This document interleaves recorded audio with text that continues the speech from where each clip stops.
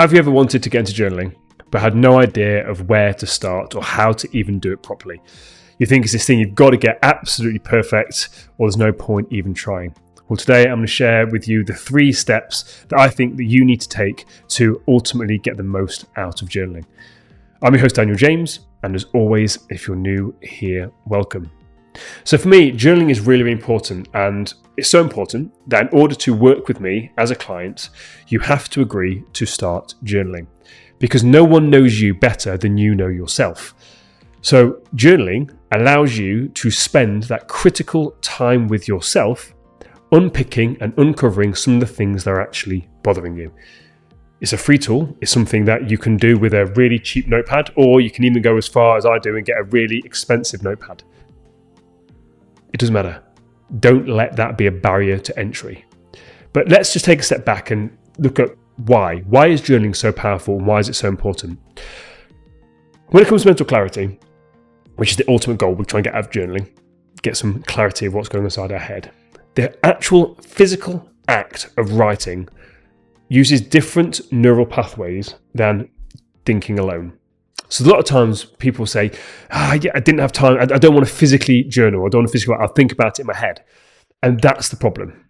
It's very hard to think clearly inside your own head. Very, very hard, which is why we actually get muddled and stuck, which is ultimately why we need to journal in the first place, because we've got so inside our own head. Now, the physical act of writing engages different neural pathways, not just different, but more neural pathways, meaning you're using more brain power, so you're going to get more out of it. It helps you actually externalize these thoughts, which then reduces the cognitive load. A lot of the times, the reason why we're so stuck in life is because we've got so much going on. We're constantly bombarded with information. We've got people asking us questions. We've got things being bombarded to us on social media. And all the time we're seeing stuff, we're then thinking, does this apply to me? How can I apply that to my life? And we're just going round and round and round in our heads. The act of writing and getting this stuff out of your head, it reduces that cognitive load. And it can also help create distance from emotions and situations that you're struggling with. You've got you, the best version of you, and you've got your thoughts, the things that are going on. A lot of the times we're so intertwined, we think that we are our thoughts.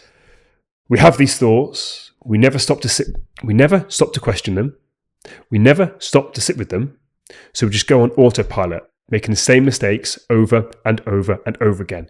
But when we allow ourselves to spend time with ourselves, with our thoughts, and really get them out onto paper, it can help us to see that we are not our thoughts. We can create that space, we can create that gap. And from there, we have curiosity. From there, we can see it objectively. We can take our emotions out of the emotional situation and see the thing for what it actually is. And studies have shown that by physically writing, physical journaling, it can reduce anxiety. It can improve your working memory, and more importantly, it can enhance your problem-solving capabilities. But journaling isn't this woo-woo activity. It's now scientifically backed, just like meditation. All of this stuff that years ago you would have heard, I got a journal. And by the way, I was one of those guys. I've been thinking, what the hell are you talking about when it comes to journaling? Like, it's just a load of rubbish, and it's not. I literally have countless journals, all here, different types, different sizes. All these journals are mine. It's absolutely changed my life, which is why I make it such an important foundation for my coaching program. It's you spending time with you building that relationship with yourself. So let's talk about 3 different journaling techniques that we can use for different needs that we have. So if we need to try and untangle some complex emotions, we can use something called the stream of consciousness writing, or simply put, free writing. This is the most simple, basic way to journal, especially if you're feeling uneasy about something. You get a pen and paper. You set a timer for 10 minutes. Well, it could be 15, it could be 20, it could be 30, but a minimum of 10 minutes. And you are not allowed to stop writing. You're not allowed to edit it. You're not allowed to correct your mistakes. You're not allowed to judge yourself. You literally put pen to paper and you start writing.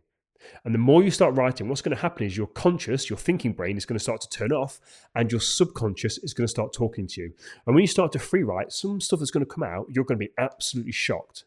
Because the very act of journaling, getting it out there, the conscious mind can't keep up. So your subconscious starts to talk to you.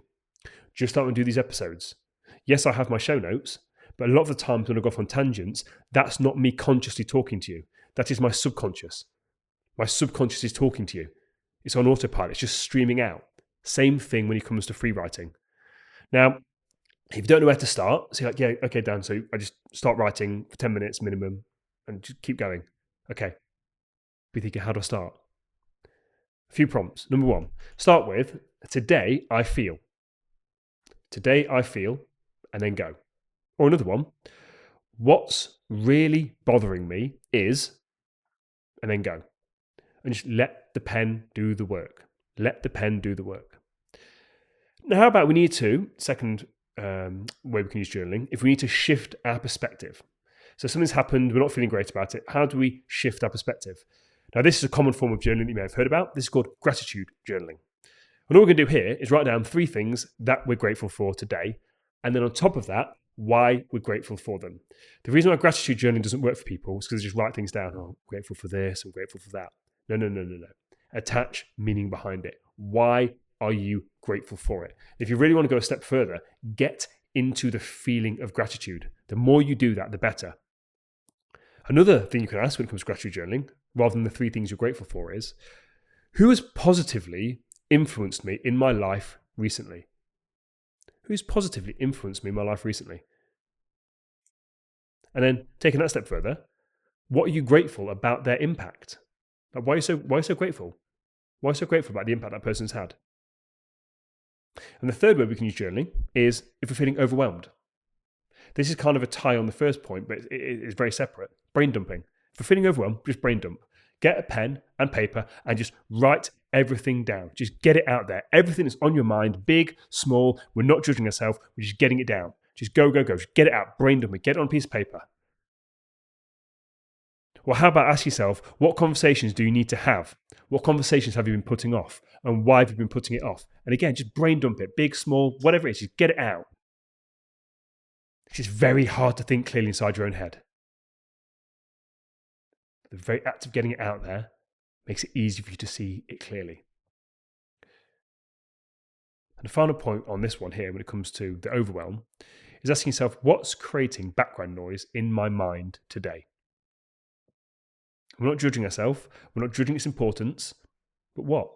What's creating background noise? What's buzzing in the back of my mind? And just get it out there. Just free write. Get it gone. Now then, the third thing I want to talk about here is how do we make it a sustainable practice? And the first thing is we want to look at habit stacking. If you've never read the book Atomic Habits by James Clear, it talks about it very clearly. That when we add habits on top of things that we're already doing, it makes it a lot easier for us to stick to it. For example, I have my morning coffee. My multivitamin packet is right next to my coffee machine because I have my coffee. That's a habit. So I add that on top of it. When it comes to maybe journaling in the evening, if you read before bed, can you put your journal next to your bed? Or maybe if you want to journal with your morning coffee, can you put your journal next to your coffee beans or next to your coffee machine or next to your cafetiere, whatever it is? Or maybe you want to do it before you write your to-do list for the day. Okay, put it next to your computer. Make it easy. Habit stacking is where you put something on top of something that you're already doing. So make it easy, make it simple.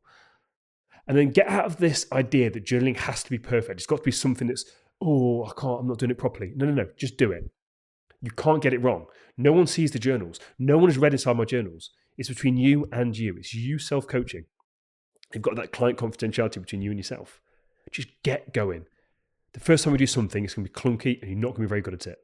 But the more you do it, the more you stick with it, the more you start to see the benefits. It's about consistency over quantity. It's about consistency over quantity. Don't worry about how much that you are writing. Just get writing. I promise you this will change your life, and it's changed countless lives of my clients. It's something so simple and so profound. If you're a journaler and you've been journaling for a while, write it down in the comments, comment down below so that other people can see. I think it's really beneficial for us to sort of share, and whether that's on audio platform or visual. And if you think anyone that you know will benefit from this, don't forget to like this episode and then share the episode with a friend. Until next time, take it easy.